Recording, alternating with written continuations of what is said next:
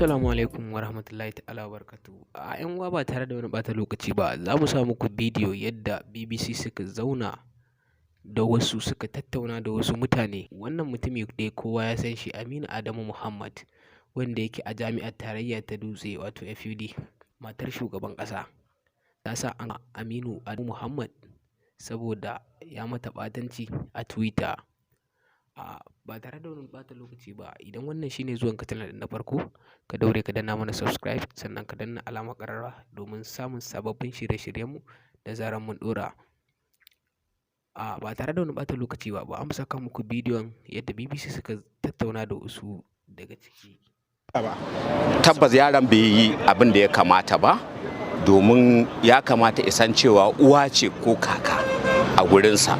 Dukkanmu Aisha uwa ce a gurinmu, ya kamata akwai girmamawa da ya kamata mai, amma su kuma 'yan siyasa, tunda ita siyasa dole da jama'a take tafiya, musamman matasa, ya kamata a ringa musu abin da ya kamata, kuma bai kamata a ce da an yi abu za a kama mutum ba, ko da za a kama shin a ce kamu ne na jan kunne. Domin misali Aisha in ta kama wannan, dole ita za ta fito da shi, ko wani gurin aka kai shi ita za ta fito da shi, don ita ce uwarsa. Ya kamata a ce yara su san suwaye shugabanninsu, su san kuma ta za su ringa yin magana, man of approach kenan. Bai kamata a ce yaro kuma dan jami'a wanda yake at least a ce level 1 ko level 2 yana zagi na first lady. Wannan bai dace ba gaskiya, kuma wannan hukunci da aka dauka ba dauke shi ta hanyar da ya dace ba.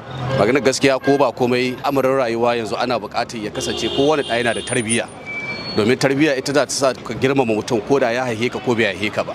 Wannan abu da yaro ya yi kuskure ne, maganar gaskiya.